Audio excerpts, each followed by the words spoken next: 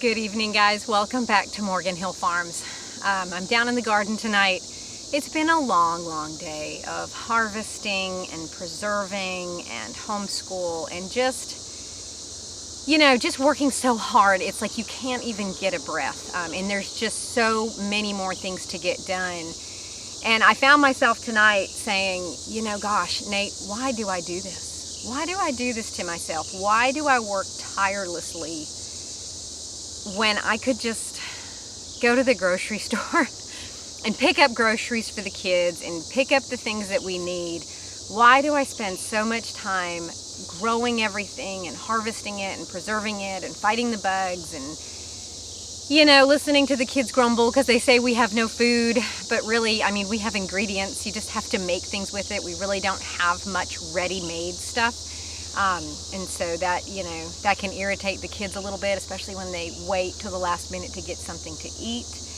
But many of you probably don't realize this. Some of you will, because I did put a video out when I first kind of started this journey on YouTube. So some of you will know this, but most of you will not. And in 2020, so before anything had happened, about 3 months before anything had happened, everything looked good, the economy was good, we were all feeling good. Every time that I would pray, my prayers would be drowned out by these 3 words: sell the house, sell the house, sell the house. I couldn't even get my prayers out because it was deafening. I couldn't concentrate on what I was saying, and it was just so odd. I have never heard anything during my prayers. I have asked God to speak to me and tell me things, and this is really the only time that I feel that He spoke to me in an audible voice. And this went on for quite a while. So I had talked to Nate, and he had said, we'll just sell the house, which was not really what I wanted to do. We had built this house. We had renovated it from top to bottom. It was perfect. It was going to be our forever home. So we agreed to sell the house, but then I just kind of sat on it. We didn't do anything.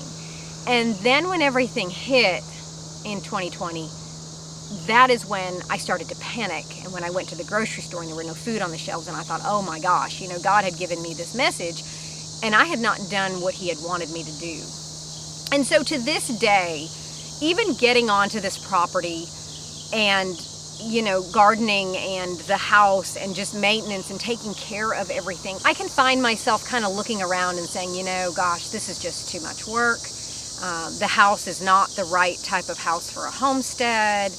I wish we had more land, or, I wish I didn't have this work to do. I wish we could just, sit and relax on a Saturday instead of working from sunup to sundown to maintain this. But I have to go back to remember that God placed us here for a reason.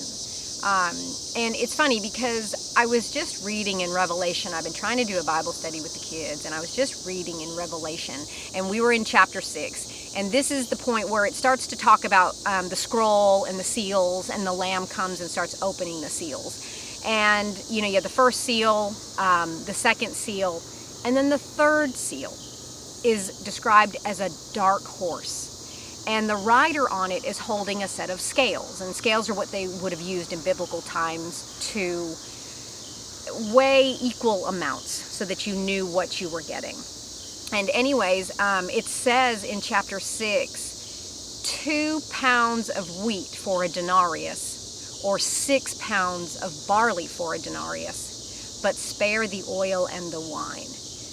And I was kind of pondering that, and I thought, wow. So a denarius would have been, I believe, a day's wages back in biblical times.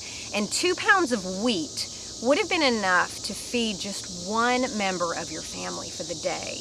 Or you could get 6 pounds of barley for a day's wages.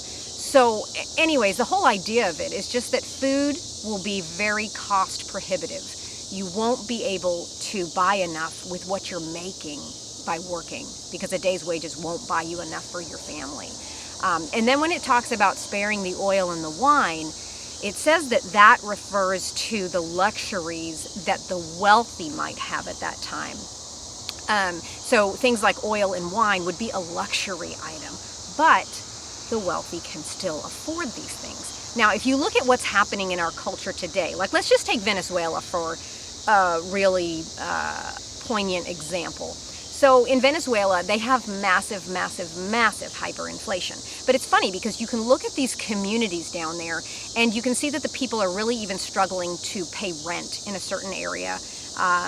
You know, it's hard for them to buy food. They've started to barter things, or I guess they've been doing that for a while because it's just been so difficult living there.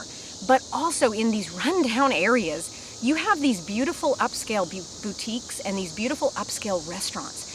But 95% of the people living in this area are not even able to afford food for their family, let alone going to a very upscale, very expensive place to buy food or clothing. So who is frequenting these restaurants and boutiques? Well, it's the rich.